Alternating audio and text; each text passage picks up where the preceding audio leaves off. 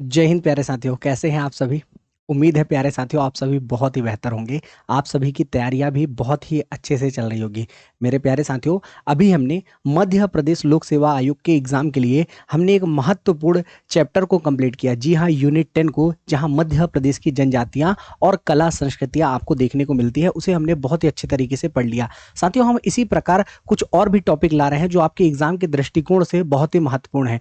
उसी श्रृंखला में हम कुछ छोटे छोटे वीडियो बना रहे हैं जो एग्जाम के दृष्टिकोण से बहुत ही महत्वपूर्ण है, जिसमें आज हम सबसे पहली बार पढ़ने वाले हैं भारत और मध्य प्रदेश की जनगणना एक साथ। और साथियों, हम टेबल के माध्यम से पढ़ेंगे। जी हाँ, टेबल फॉर्मेट से, जिससे आपको मध्य प्रदेश और साथ ही साथ भारत की जनसंख्या दोनों में साथियों आपको कंपेयर करने में आसानी होगी, जिससे आप अधिक से अधिक चीजें एक बार में याद कर लेंगे। साथियों, याद रखिएगा, ये केवल और केवल रिवीजन क्लास है। अगर आपको यही क्लास बहुत ही विस्तृत रूप से देखनी हो तो शुभम सर ने ऑलरेडी यूट्यूब प्लेटफॉर्म पे पूरी तरीके से फ्री ऑफ कॉस्ट में आपको पढ़ाया हुआ है भारत की जनसंख्या, जिसे आप देख भी सकते हैं।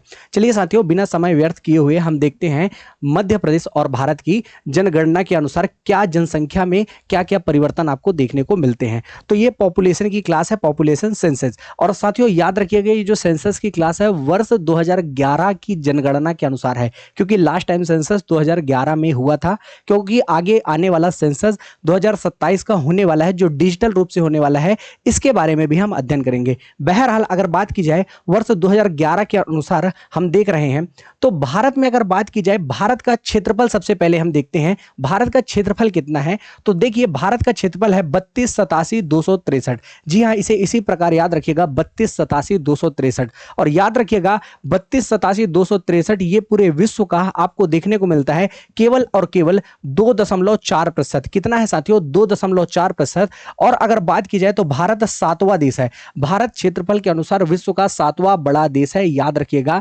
जहां पूरे विश्व का लगभग 2.4% हम, याद रखिएगा, क्षेत्रफल कवर अप करते हैं। अगर बात की जाए सबसे बड़ा जो राज्य है भारत का क्षेत्रफल के अनुसार, तो राजस्थान। दूसरे नंबर पे हमारा मध्य प्रदेश और तीसरे पे है महाराष्ट्र। याद रखिएगा, राजस्थान, मध्य प्रदेश और महाराष्ट्र, ये हम 2011 की जनगणना के अनुसार देख रहे हैं। वहीं अगर बात की जाए मध्य प्रदेश के क्षेत्रफल की, तो मध्य प्रदेश का क्षेत्रफल आपको देखने को मिलता है 308252। साथियों याद रखिएगा, 308252। अगर आपने 52 में 30 जोड़ा तो कितना आएगा साथियों, तो 82 ही आएगा। और ये लिखा हुआ है, देखिए 308252, तो 30 में 52 जोड़ेंगे तो 82 ही आएगा। और यह पूरे देश का कितना प्रतिशत क्षेत्रफल आपके मध्य प्रदेश में है, तो केवल और केवल 9.38%। जबकि विश्व के क्षेत्रफल का भारत का कितना है साथियों, तो वह केवल 2.4% है। और मध्य प्रदेश का क्षेत्रफल भारत के क्षेत्रफल का कितना है साथियों, तो याद रखिएगा 9.38 है। यहां साथियों अगर हम बात करें क्षेत्रफल के अनुसार हमने देख लिया। अब बात करते हैं साथियों सर्वाधिक क्षेत्रफल की। तो सर्वाधिक क्षेत्रफल में भी हमने ऑलरेडी देख रखा है कि सबसे ज्यादा क्षेत्रफल किस राज्य का है, तो राजस्थान। दूसरे पे हमारा मध्य प्रदेश और तीसरा महाराष्ट्र। वहीं अगर बात की जाए मध्य प्रदेश की सर्वाधिक क्षेत्रफल वाला जिला, छिंदवाड़ा। दूसरे पे शिवपुरी और सागर। याद रखिएगा, ये हम 2011 की जनगणना के अनुसार देख रहे हैं। प्यारे साथियों, अगर बात की जाए न्यूनतम क्षेत्रफल वाले राज्यों की, तो गोवा सबसे छोटा है, फिर सिक्किम है साथियों, और फिर याद रखिएगा त्रिपुरा है। इसे याद रख सकते हैं आप जीएसटी की ट्रिक से। जी से गोवा, एस से सिक्किम और टी से त्रिपुरा। अगर बात की जाए मध्य प्रदेश के सबसे न्यूनतम क्षेत्रफल वाले जिलों की, तो दतिया, भोपाल, इंदौर। तो याद रख सकते हैं आप साथियों डीबीआई से। जी हाँ साथियों, डीबीआई और जीएसटी। जीएसटी का मतलब है साथियों भारत के सबसे कम क्षेत्रफल अर्थात न्यूनतम क्षेत्रफल वाले राज्यों की सूची है। इस प्रकार आपने क्षेत्रफल के अनुसार देख लिया भारत और मध्य प्रदेश का क्षेत्रफल साथियों। चलिए अब बात करते हैं जनसंख्या की, पॉपुलेशन की। तो भारत में विश्व के दूसरी सबसे बड़ी जनसंख्या वाला देश है साथियों भारत। हम कहां के अनुसार बात कर रहे हैं, वर्ष 2011 की जनगणना के अनुसार। यहां साथियों 121 करोड़ जनसंख्या निवास करती है। जो विश्व का कितना प्रतिशत है साथियों, आपसे पूछा जाएगा 17.5%। आपसे पूछा जाएगा क्षेत्रफल कितना है पूरे विश्व का, तो 2.4%। याद रखिएगा, यह कैसा देश है हमारा, दूसरा देश है। सबसे पहला कौन सा है, चीन है। अब हम पछाड़ चुके हैं साथियों वर्तमान आंकड़ों के अनुसार, लेकिन आपसे 2011 के अनुसार पूछे तो बताइएगा दूसरे स्थान पर। यहां आपको मेल अर्थात पुरुष देखने को मिलेंगे 52.31% और साथ ही साथ महिलाएं देखने को मिलेगी 48.75%। अगर मध्य प्रदेश की बात की जाए तो यहां पूरे देश में 121 करोड़ जनसंख्या है, उसका केवल और केवल 6% आपके मध्य प्रदेश में निवास करती है। अगर आंकड़ों के अनुसार बताया जाए तो 726,809, आप भी मेरे साथ बोलिए 7,26,26,809 आपके मध्य प्रदेश में निवास करती है जनसंख्या साथियों। याद रखिएगा जिसमें मेल आपको देखने को मिलेंगे 3.76 मतलब 3,76,00,000 जो कुल जनसंख्या का 51% है। वहीं महिलाओं की बात की जाए तो 3.50, जी हाँ 3,50,00,000 महिलाओं का है अर्थात 48.3%। एक को याद रखिएगा तो दूसरा आप निकाल लेंगे। आपने देख लिया क्षेत्रफल के अनुसार, आपने देख लिया साथियों जनसंख्या के अनुसार। सर्वाधिक जनसंख्या पूछी जाए किस राज्य में निवास करती है तो सबसे पहले आएगा उत्तर प्रदेश। जी हाँ साथियों, उत्तर प्रदेश में सर्वाधिक जनसंख्या निवास करती है पूरे भारत की, यहां लगभग 19 करोड़ जनसंख्या निवास करती है। फिर महाराष्ट्र, फिर बिहार। साथियों अगर इसमें मध्य प्रदेश का स्थान पूछा जाए तो याद रखिएगा तेलंगाना से जो अलग हुआ है आंध्र प्रदेश से 2014 में हुआ है। आपसे आंकड़े पूछे जाएं अगर 2011 के अनुसार तो बोलिएगा मध्य प्रदेश का स्थान 6वां है साथियों। याद रखिएगा 2011 की जनगणना के अनुसार। बहरहाल आपसे पूछा जाए मध्य प्रदेश में सर्वाधिक जनसंख्या वाला जिला तो इंदौर, फिर जबलपुर, फिर सागर और फिर रीवा। तो इसे आप कैसे याद रख सकते हैं तो साथियों याद रखिएगा इजसा से याद रख सकते हैं, इंदौर, जबलपुर और फिर सागर। याद रखिएगा इंदौर, जबलपुर और फिर सागर, इसी क्रम में याद रखिएगा साथियों। इंदौर, जबलपुर, सागर। साथियों इसके बाद आता है भोपाल, फिर आता है रीवा। साथियों याद रखिएगा इसे इस ट्रिक से याद रख सकते हैं, इजसा भोरी। बोलिए मेरे साथ, इजसा भोरी मतलब इंदौर, जबलपुर, सागर, भोपाल और रीवा। ये आपके सर्वाधिक जनसंख्या वाले जिले का क्रम है साथियों। सर्वाधिक जनसंख्या वाले राज्यों का क्रम उत्तर प्रदेश, फिर महाराष्ट्र, फिर बिहार है साथियों, फिर पश्चिम बंगाल, फिर मध्य प्रदेश मत लगाइएगा, आंध्र प्रदेश है साथियों। मध्य प्रदेश उसके बाद आएगा। चलिए अब बात करते हैं न्यूनतम जनसंख्या वाले राज्य। तो साथियों न्यूनतम जनसंख्या कहां होगी तो सिक्किम में, फिर मिजोरम में और फिर अरुणाचल प्रदेश में। तो सिक्किम, मिजोरम, अरुणाचल प्रदेश में आपको न्यूनतम जनसंख्या देखने को मिल जाएगी। अगर वहीं हम बात करें इसके अलावा मध्य प्रदेश में न्यूनतम जनसंख्या हरदा, उमरिया, श्योपुर। कौन सा साथियों, हरदा, उमरिया, श्योपुर। फिर जब निवाड़ी 2018 में बना तो निवाड़ी, आगर मालवा और हरदा। तो याद रखिएगा 2011 के अनुसार ये वाला ही डेटा आपको याद रखना है क्योंकि एग्जामिनर यहीं से प्रश्न बनाता है। चलिए अब बात कर लेते हैं, हमने क्षेत्रफल देख लिया, हमने जनसंख्या देख लिया। अब अगले आयाम की ओर चलते हैं साथियों। अब देखते हैं सर्वाधिक ग्रामीण जनसंख्या कहां और सर्वाधिक शहरी जनसंख्या कहां। सर्वाधिक अगर ग्रामीण जनसंख्या की बात की जाएगी तो उत्तर प्रदेश में, फिर बिहार में और फिर पश्चिम बंगाल में। साथियों ये जनसंख्या के अनुसार है कि आखिर जनसंख्या में सर्वाधिक ग्रामीण जनसंख्या उत्तर प्रदेश में, जबकि प्रतिशत के अनुसार पूछा जाएगा तो हिमाचल प्रदेश में सर्वाधिक रहती है साथियों ग्रामीण जनसंख्या। हिमाचल प्रदेश, बिहार और फिर असम। वहीं मध्य प्रदेश की बात की जाए जनसंख्या के अनुसार तो रीवा में सर्वाधिक ग्रामीण जनसंख्या, उसके बाद धार और फिर सतना। तो आरडीएस की ट्रिक से आप याद रख सकते हैं। फिर अगर बात की जाए प्रतिशत के अनुसार तो डिंडौरी, अलीराजपुर और सीधी। जी हां साथियों, डिंडौरी, अलीराजपुर और सीधी में आपको देखने को मिलेगी प्रतिशत के अनुसार सर्वाधिक ग्रामीण जनसंख्या। वहीं न्यूनतम ग्रामीण जनसंख्या की बात की जाए तो सिक्किम, मिजोरम और गोवा। जी हां साथियों, सिक्किम, मिजोरम और फिर गोवा। यहां देखिए सिक्किम, मिजोरम, अरुणाचल प्रदेश थी न्यूनतम जनसंख्या, जबकि यहां बात चल रही है साथियों, यहां बात चल रही है प्यारे साथियों न्यूनतम ग्रामीण जनसंख्या की। तो सिक्किम, मिजोरम, गोवा। वहीं बात की जाए न्यूनतम अगर मध्य प्रदेश में तो भोपाल ग्रामीण जनसंख्या के मामले में, फिर इंदौर और फिर ग्वालियर। क्यों? क्योंकि आप देखेंगे साथियों ये वेरी डेवलप्ड है। जी हाँ, वेरी डेवलप्ड सिटी है मध्य प्रदेश की। इंदौर, भोपाल, ग्वालियर, जी हाँ जबलपुर, ये सब बहुत ही विकसित सिटी हैं। बहरहाल याद रखिएगा क्रम भोपाल, इंदौर और ग्वालियर। यहां से एमपीपीएससी में प्रश्न पूछा जा चुका है। बहरहाल हम बात करें सर्वाधिक शहरी जनसंख्या की तो ये देखने को मिलेगी आपको महाराष्ट्र में, उत्तर प्रदेश में और फिर तमिलनाडु में। वहीं प्रतिशत के अनुसार बात की जाएगी तो गोवा, मिजोरम और फिर तमिलनाडु। तो तमिलनाडु का याद रखिएगा संख्यात्मक रूप में भी तीसरे पे है और प्रतिशत में भी तीसरे पे है। वहीं अगर मध्य प्रदेश की बात की जाए तो जनसंख्या के मामले में, जी हाँ साथियों, अगर संख्यात्मक मान की बात की जाए तो सर्वाधिक शहरी जनसंख्या इंदौर, भोपाल और जबलपुर। अगर प्रतिशत की बात की जाएगी प्यारे साथियों तो भोपाल, इंदौर और ग्वालियर। याद रखिएगा क्रम चेंज हो जाएगा।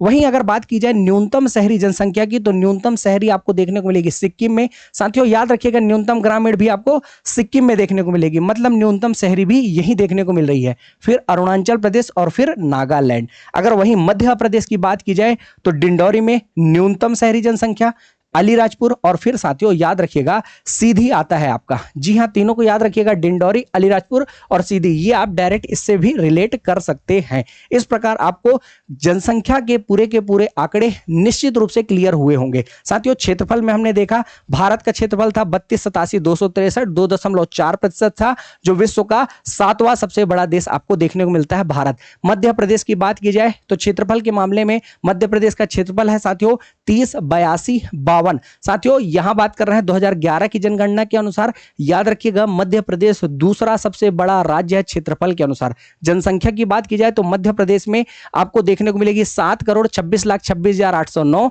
अगर भारत की बात की जाए तो 121 करोड़, जो पूरे विश्व की 17.5% जनसंख्या आपके भारत में। वहीं मध्य प्रदेश की बात की जाए तो वहां केवल और केवल आपको देखने को मिलेगी मध्य प्रदेश में आपको साथियों 6% जनसंख्या निवास करती हुई देखने को मिल जाती है। फिर साथियों हमने जनसंख्या के बाद सर्वाधिक नगरीय और सर्वाधिक ग्रामीण की बात कर ली। अब हम बात करते हैं दशकीय वृद्धि दर। साथियों दशकीय वृद्धि के मामले में भारत की दशकीय वृद्धि 17.7% रही है और मध्य प्रदेश की दशकीय वृद्धि दर साथियों 20.35% रही है। मतलब यह भी पूछा जा सकता है दशकीय वृद्धि क्या भारत से ज्यादा है मध्य प्रदेश की, तो आप बोल रहे होंगे जी हां सर, मध्य प्रदेश की दशकीय वृद्धि दर डिकेडल ग्रोथ रेट ज्यादा है भारत के परिप्रेक्ष्य में। साथियों याद रखिएगा यहां 17.7 है, जबकि जनसंख्या के मामले में आपने देखा है वहां 17.5% था, मतलब 17.5। यहां 10 की वृद्धि दर है 17.7, तो इसे याद रखिएगा। अगर बात की जाए सर्वाधिक 10 की वृद्धि आपको कहां देखने को मिलती है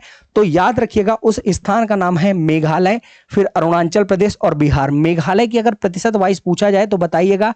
जी हां हमें पता है 27% है। वहीं अगर बात की जाए मध्य प्रदेश के संदर्भ में साथियों तो इंदौर के बाद में आपको देखने को मिलेगा झाबुआ, भोपाल और फिर सिंगरौली। देखिए इंदौर डेवलप्ड सिटी है तो यहां 10 की वृद्धि अच्छी है। फिर उसके बाद अनडेवलप्ड है साथियों, मतलब इंदौर के परिप्रेक्ष्य में ज्यादा डेवलप नहीं है तो झाबुआ। भोपाल फिर डेवलप है, भोपाल के परिप्रेक्ष्य में सिंगरौली ज्यादा डेवलप नहीं है। तो याद रखिएगा एक विकसित फिर एक अविकसित, फिर एक विकसित फिर एक अविकसित, इस रूप में याद रखेंगे तो निश्चित रूप से याद हो जाएगा साथियों। तो बताइए आप मेरे साथ साथ 17.7% 10 की वृद्धि दर भारत की, मध्य प्रदेश की 20.35। अगर भारत की पूछा जाए सर्वाधिक 10 की वृद्धि दर मेघालय की, अगर मध्य प्रदेश की पूछा जाए तो इंदौर। तीन को याद रखिएगा, मेघालय, अरुणाचल प्रदेश और बिहार। अगर वहीं बात की जाए तो इंदौर, झाबुआ और भोपाल। साथियों फिर सिंगरौली। ये पूछा जाए कितने प्रतिशत है तो याद रखिएगा 32% आपको देखने को मिल जाती है। न्यूनतम 10 की वृद्धि दर पूछा जाए तो याद रखिएगा न्यूनतम 10 की वृद्धि दर वाला राज्य ऐसा है साथियों जहां पे नकारात्मक वृद्धि देखने को मिली। जी हां साथियों 0.6% आपको नकारात्मक वृद्धि देखने को मिली 10 की वृद्धि। वह स्थान का नाम है नागालैंड, फिर केरल और फिर गोवा। याद रखिएगा नागालैंड फिर केरल फिर गोवा साथियों।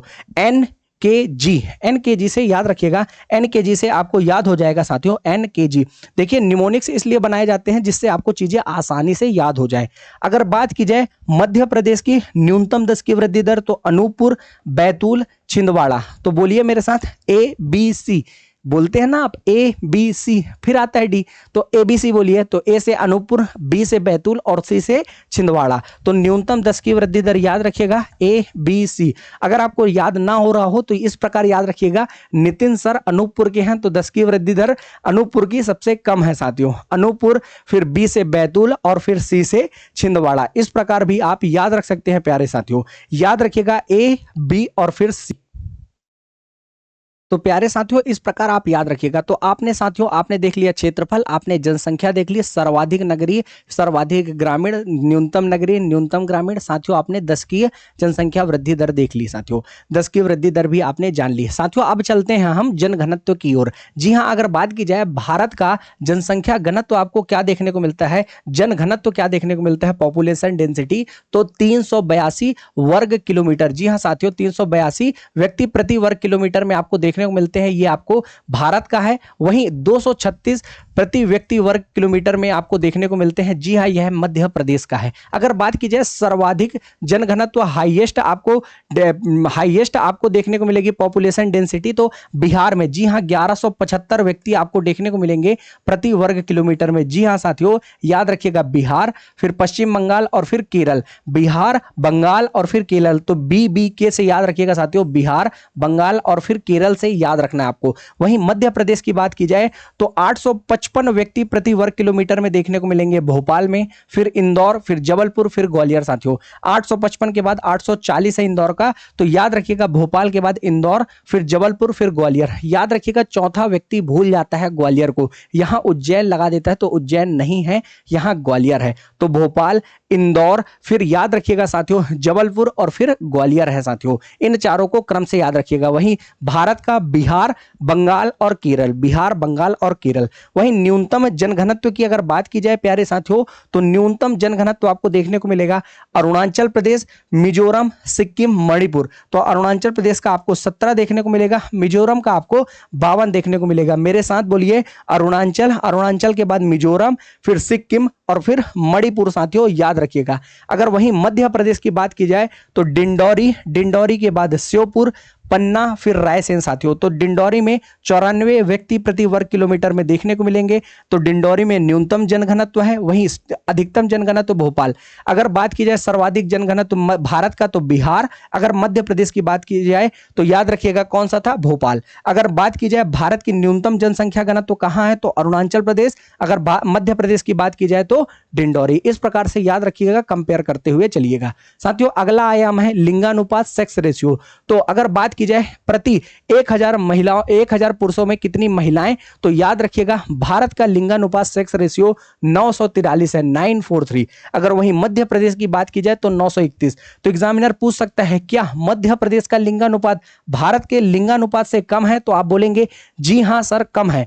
मध्य प्रदेश का लिंगानुपात आपको देखने को मिलेगा 931 साथियों। वहीं भारत का कितना है, 943। सर्वाधिक लिंगानुपात कहां का होगा साथियों, तो केरल, तमिलनाडु और फिर आंध्र प्रदेश। जी हां केरल का सर्वाधिक लिंगानुपात आपको देखने को मिलेगा, क्योंकि यहां शिक्षित लोग ज्यादा हैं साथियों। यहां का लिंगानुपात आपको देखने को मिलेगा 1043। जी हां यह भी याद रखिएगा, 1043 आपको देखने को मिलता है केरल का। वहीं मध्य प्रदेश की बात की जाए तो बालाघाट, अलीराजपुर, मंडला और डिंडौरी साथियों याद रखिएगा यहां का 1021 है साथियों।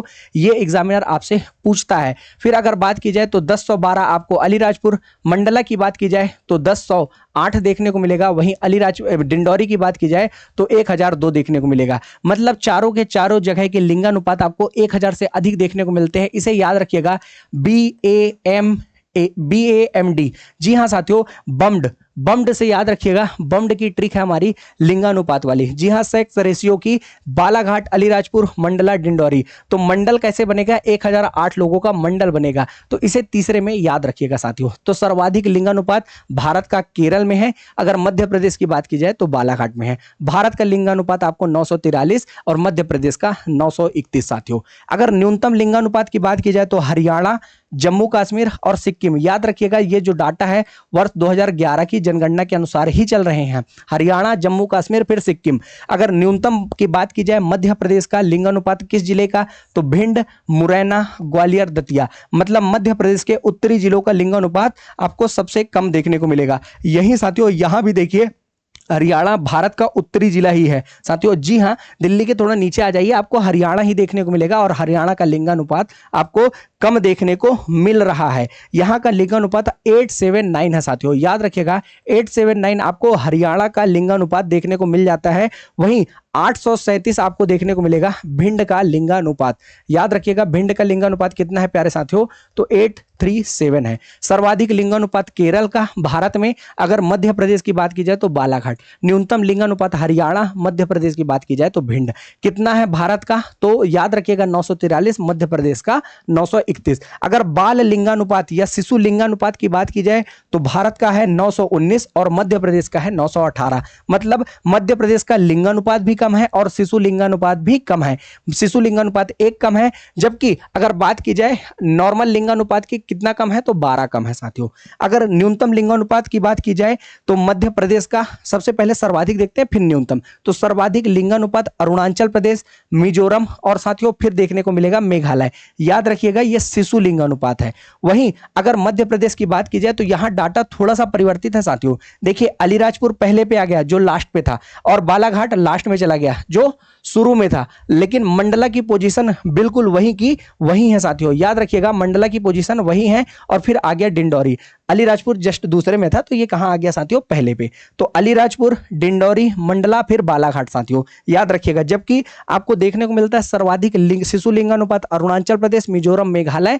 जबकि अगर मध्य प्रदेश की बात की जाए तो अलीराजपुर, डिंडौरी, मंडला और फिर अंत में बालाघाट। अगर बात की जाए न्यूनतम शिशु लिंगानुपात की तो हरियाणा, यहां भी हरियाणा फर्स्ट पे है, यहां भी हरियाणा फर्स्ट पे था, फिर पंजाब और फिर जम्मू कश्मीर। अगर मध्य प्रदेश की बात की जाए तो यहां भी उत्तरी जिले ही देखने को मिलेंगे न्यूनतम शिशु लिंगानुपात में, मुरैना, ग्वालियर, भिंड और दतिया। निश्चित रूप से याद हो जाएगा कौन कौन सा है साथियों, यहां मुरैना, ग्वालियर, भिंड, दतिया, जबकि यहां भिंड मुरैना था। यहां भी परिवर्तित हुआ ना अलीराजपुर, डिंडौरी, जबकि वहां क्या था साथियों बालाघाट। बालाघाट के बाद था साथियों अलीराजपुर, मंडला, डिंडौरी। तो ये निश्चित रूप से आपको याद हो गया होगा सेक्स रेशियो। साथियों बाल लिंगानुपात भी याद रखिएगा, यहां से इस समय प्रश्न पूछे जा रहे हैं साथियों।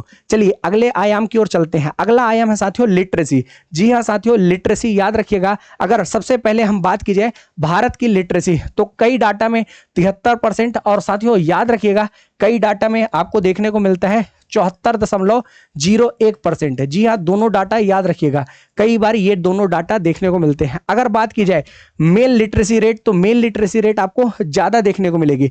जी हाँ साथियों मेल लिटरेसी रेट आपको ज्यादा ही देखने को मिल जाती है, उसे भी थोड़ा याद रखिएगा।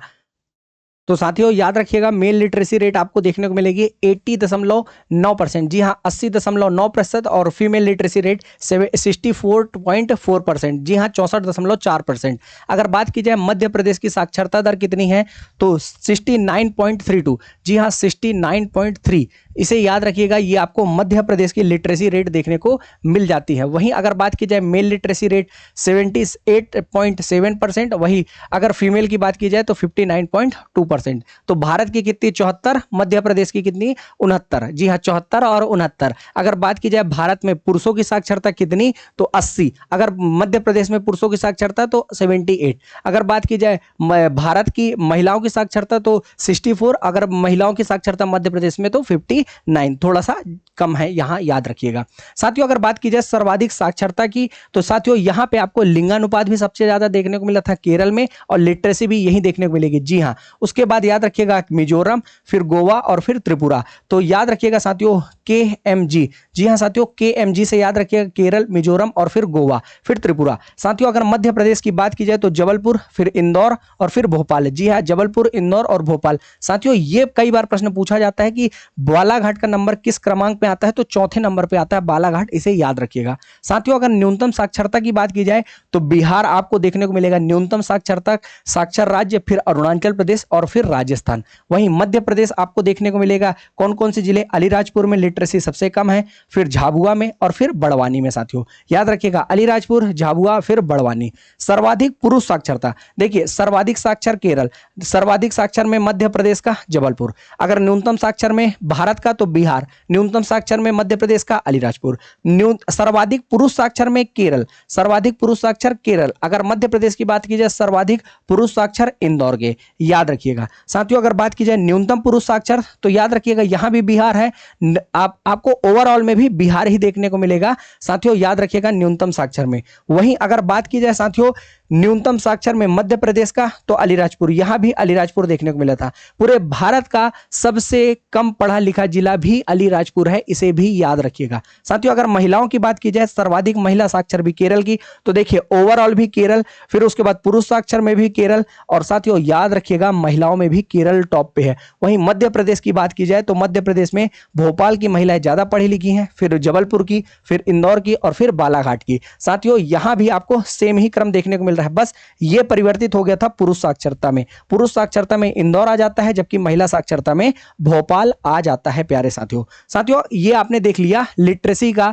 पूरा आंकड़ा। तो भारत की लिटरेसी 74 और कई आंकड़ों में मिलता है साथियों 73। मध्य प्रदेश का 69.3। साथियों याद रखिएगा सर्वाधिक साक्षर केरल, सर्वाधिक पुरुष साक्षर केरल, सर्वाधिक महिला साक्षर केरल। साथियों न्यूनतम साक्षरता कहां है, तो ये आपको देखने को मिल जाएगी कहां प्यारे साथियों, बिहार। न्यूनतम पुरुष साक्षरता बिहार, न्यूनतम महिला साक्षरता ये भी साथियों आपको बिहार। वहीं उसी प्रकार आपको सर्वाधिक साक्षर ओवरऑल मध्य प्रदेश का जबलपुर, पुरुष साक्षर इंदौर, न्यूनतम पुरुष साक्षर ये आपको अलीराजपुर। ओवरऑल न्यूनतम साक्षरता कहां की मध्य प्रदेश में, तो अलीराजपुर। महिला में भी साथियों सेम डाटा है अलीराजपुर। जी हां साथियों अलीराजपुर, इसे भी याद रखिएगा। यहां पास कई बार एग्जामिनर पूछ लेता है साथियों, देखिए यहां ओवरऑल में न्यूनतम साक्षरता बिहार के बाद अरुणाचल प्रदेश, फिर पुरुष साक्षरता में बिहार के बाद अरुणाचल प्रदेश, लेकिन महिला में याद रखिएगा साथियों बिहार के बाद राजस्थान है। इसीलिए कई बार एग्जामिनर यहां से प्रश्न पूछता है कि बिहार के बाद कौन सा ऐसा राज्य है जहां महिला साक्षरता कम है, तो बिहार के बाद आता है राजस्थान। तो ये वेरी इंपॉर्टेंट है, इसे आप स्टार लगाकर याद रख लीजिएगा प्यारे साथियों। चलिए साथियों थोड़ा और आगे बढ़ते हैं। साथियों अब हम देखते हैं जनजातीय जनसंख्या के मामले में थोड़ा सा। सर्वाधिक एसटी की बात की जाए, सर्वाधिक अनुसूचित जनजाति की, तो आपको मध्य प्रदेश में देखने को मिलेगी और इसे हमने अच्छे से पढ़ लिया है। जी हाँ साथियों, और मध्य प्रदेश में आपको सबसे ज्यादा जनजातीय जनसंख्या देखने को मिलेगी अनुसूचित जनजाति की। जी हाँ, पूरे भारत में सबसे ज्यादा अनुसूचित जनजाति मध्य प्रदेश में है, उसके बाद महाराष्ट्र में, फिर ओडिशा में। अगर बात की जाए साथियों ये संख्यात्मक रूप में है, जबकि प्रतिशत की बात की जाए तो सर्वाधिक अनुसूचित जनजाति मिजोरम, नागालैंड और मेघालय। याद रखिएगा परसेंटेज में मिजोरम है। अगर संख्यात्मक में बात की जाए तो मध्य प्रदेश है। साथियों अगर बात की जाए मध्य प्रदेश के किस जिले में सर्वाधिक अनुसूचित जनजाति मिलती है, तो धार, बड़वानी और साथियों उसके बाद है झाबुआ। धार, बड़वानी, झाबुआ। अगर बात की जाए साथियों प्रतिशत की, तो अलीराजपुर में 89% अनुसूचित जनजाति है, फिर झाबुआ और फिर बड़वानी। साथियों परसेंटेज में याद रखिएगा, ये मैं भील का परसेंटेज आपको बताया था साथियों। बहरहाल याद रखिएगा 50% से अधिक यहां जनजातियां मिलती है अलीराजपुर, झाबुआ, बड़वानी। साथियों अगर बात की जाए संख्यात्मक में, तो धार, बड़वानी, झाबुआ। साथियों अगर बात की जाए न्यूनतम जनजाति कहां, तो गोवा, सिक्किम, उत्तराखंड। गोवा, सिक्किम, उत्तराखंड में आपको न्यूनतम जनजाति देखने को मिलेगी। वहीं मध्य प्रदेश में आपको न्यूनतम जनजाति भिंड, दतिया, मुरैना। परसेंटेज अगर पूछा जाए तो भिंड में ही परसेंटेज के अनुसार भी कम है, और साथियों याद रखिएगा भिंड में संख्यात्मक रूप में भी कम देखने को मिलती है। बस इसका डाटा परिवर्तित हो जाएगा, भिंड के बाद मुरैना और फिर दतिया। एसटी सर्वाधिक आपसे पूछा जाए पूरे भारत में कहां, तो मध्य प्रदेश में। मध्य प्रदेश के किस जिले में सर्वाधिक एसटी, तो बोलिएगा धार। परसेंटेज में भारत में सबसे ज्यादा कहां, तो बताइएगा मेघालय। मध्य प्रदेश में कहां परसेंटेज में, तो अलीराजपुर। न्यूनतम पूछा जाए तो बताइएगा गोवा। कौन सा साथियों, गोवा। मध्य प्रदेश में भिंड, परसेंटेज में भी और संख्या में भी। अगर एसटी पूछा जाए कहां नहीं मिलती, तो बोलिए पंजाब, हरियाणा, दिल्ली, चंडीगढ़ और साथियों पुद्दुचेरी, यहां आपको देखने को नहीं मिलती साथियों एसटी। तो इसे थोड़ा सा याद रखिएगा, यहां से कई बार एग्जाम में प्रश्न पूछा जाता है। तो ये उत्तरी जिले है, उत्तरी राज्य है मध्य भारत के। सर्वाधिक एससी की बात की जाए अनुसूचित जाति की, तो उत्तर प्रदेश में सर्वाधिक अनुसूचित जाति, फिर बंगाल और फिर बिहार। तो पश्चिम बंगाल और बिहार याद रखिएगा, यूपी, पश्चिम बंगाल, बिहार। अगर बात की जाए साथियों तो पंजाब में परसेंटेज के अनुसार सबसे ज्यादा, फिर हिमाचल प्रदेश, फिर पश्चिम बंगाल, ये परसेंटेज के अनुसार लिखा है। अगर बात की जाए मध्य प्रदेश की, तो मध्य प्रदेश में याद रखिएगा प्यारे साथियों सबसे ज्यादा आपको एससी देखने को मिलेगी इंदौर, फिर उज्जैन और फिर सागर। परसेंटेज की बात की जाए तो उज्जैन, दतिया और टीकमगढ़। याद रखिएगा यहां से कई बार प्रश्न पूछा जाता है सर्वाधिक एससी परसेंटेज में कहां, तो उज्जैन, दतिया, टीकमगढ़। न्यूनतम अनुसूचित जाति, जी हां शेड्यूल्ड कास्ट, तो मिजोरम में, फिर मेघालय में और फिर गोवा में। जबकि एसटी कहां सबसे कम थी, तो गोवा, सिक्किम, उत्तराखंड। साथियों अगर बात की जाए मध्य प्रदेश में एससी कहां कम देखने को मिलेगी, तो झाबुआ, अलीराजपुर, डिंडौरी। यहां क्यों, क्योंकि यहां आपको एसटी ऑलरेडी देखने को मिल चुकी हैं। वहीं परसेंटेज में भी बात की जाए तो सेम है, झाबुआ, अलीराजपुर। साथियों झाबुआ, अलीराजपुर, यहां आपको परसेंटेज में न्यूनतम अनुसूचित जाति देखने को मिल जाएगी। साथियों कहां आपको अनुसूचित जाति नहीं देखने को मिलती, तो नागालैंड, अरुणाचल, अंडमान निकोबार द्वीप समूह और लक्षद्वीप। जी हां, क्योंकि यहां आपको एसटी देखने को मिल जाती है। तो इन आंकड़ों को याद रखिएगा, इसी कंपेयर के माध्यम से आपको याद करना है प्यारे साथियों। यहां से एग्जामिनर कई बार प्रश्न पूछता है। तो साथियों हमारा बस 1 मिनट का और डाटा बचा है, चलिए देख लेते हैं फटाक से। लॉर्ड मेयो ने सबसे पहली बार भारत में जनगणना प्रारंभ की थी 1872 में, और रिपन के टाइम से साथियों 10 की जनगणना प्रारंभ हो गई थी कंटिन्यूअस साथियों 1881 में, लॉर्ड रिपन के टाइम से कंटिन्यू। महाविभाजक वर्ष किसे कहा जाता है जनसंख्या का, तो 1981 में साथियों। जी हाँ, याद रखिएगा वर्ल्ड वार 1 के बाद का टाइम है। और लघु विभाजक वर्ष कब कहा जाता है, तो 1951 को। विश्व जनसंख्या दिवस कब मनाया जाता है, तो 11 जुलाई को। और मध्य प्रदेश का जनसंख्या दिवस साथियों याद रखिएगा 11 मई को मनाया जाता है। जनसंख्या साथियों संघ सूची का विषय है जो आर्टिकल 246 से संबंधित है। जनगणना अधिनियम कब आया था, तो 1948 में आया था साथियों। याद रखिएगा गृह मंत्रालय के अंतर्गत जनगणना विभाग का गठन कब किया गया, तो 1961 में साथियों। गृह मंत्रालय के द्वारा ही जनगणना का कार्य कराया जाता है। अभी आपको बताया जाएगा 2027 की जो जनगणना होने वाली है वह डिजिटल होने वाली है, और उसके लिए जो डिजिटल रूप से किसे किसे जनगणक के रूप में नियुक्त किया गया है वह भी आपको बताया जाएगा। मध्य प्रदेश में वास्तविक जनगणना साथियों 1961 में प्रारंभ हुई। क्यों? क्योंकि साथियों 1951 के टाइम में मध्य प्रदेश जैसा कुछ अस्तित्व ही नहीं था। 1956 में ही मध्य प्रदेश का गठन हो रहा है। उसके बाद ही साथियों याद रखिएगा शामिल होगा मध्य प्रदेश, अर्थात 1961 में मध्य प्रदेश सम्मिलित हो रहा है। वहीं राष्ट्रीय जनसंख्या नीति की बात की जाए तो वर्ष 2000 में आई थी, और 2070 तक जनसंख्या में स्थिरता लाने का लक्ष्य रखा गया है। जातिगत जनगणना साथियों याद रखिएगा 1931 में हुई, उसके बाद 2011 में भी हुई, लेकिन इसका डाटा प्रकाशित नहीं किया गया। वहीं अगर बात की जाए सर्वाधिक ग्रामीण साक्षरता आपको बालाघाट, भिंड और नरसिंहपुर में देखने को मिलती है। ये डाटा याद रखिएगा। सर्वाधिक शहरी सिवनी, मंडला, हरदा में। जबकि न्यूनतम ग्रामीण की बात की जाए लिंगानुपात की, तो भिंड, मुरैना, ग्वालियर। न्यूनतम शहरी लिंगानुपात मुरैना, भिंड, ग्वालियर। ये सब आए हुए प्रश्न है। न्यूनतम ग्रामीण साक्षरता अलीराजपुर, झाबुआ, बड़वानी।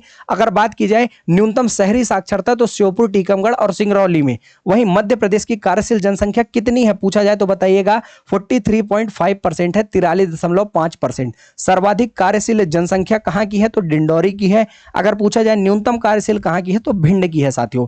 वहीं अगर थोड़ा और आगे की बात की जाए तो 2011 की जनगणना के अनुसार मध्य प्रदेश 6वें स्थान पर है, ये हमने देख लिया। जबकि आंध्र प्रदेश के गठन के बाद 5वें स्थान पर है साथियों, जो 2014 में हुआ था साथियों पुनर्गठन। रीवा जिले का लिंगानुपात मध्य प्रदेश के लगभग बराबर है। जी हां, मध्य प्रदेश का लिंगानुपात 931, भारत का 943 था। सर्वाधिक लिंगानुपात इंदौर संभाग का ही आपने जान लिया। सर्वाधिक अगर बात की जाए शिशु जनसंख्या वाला जिला कौन सा है, तो इंदौर है। न्यूनतम साथियों 0 से 6 वर्ष के तो जिला हरदा याद रखिएगा। सर्वाधिक जनसंख्या वाला संभाग इंदौर, जबलपुर, उज्जैन। संभाग में याद रखिएगा इंदौर, जबलपुर, उज्जैन। न्यूनतम जनसंख्या वाला संभाग तो शहडोल, नर्मदापुरम, चंबल। जबकि आपने न्यूनतम लिंगानुपात वाला देखा था अनूपपुर साथियों, याद आ रहा है। जी हां, शहडोल संभाग का ही वह हिस्सा है। सर्वाधिक एसटी लिंगानुपात साथियों बालाघाट, मंडला और डिंडौरी। याद रखिएगा बालाघाट, मंडला, डिंडौरी। बालाघाट ओवरऑल लिंगानुपात में भी है और एसटी के लिंगानुपात में भी बालाघाट है।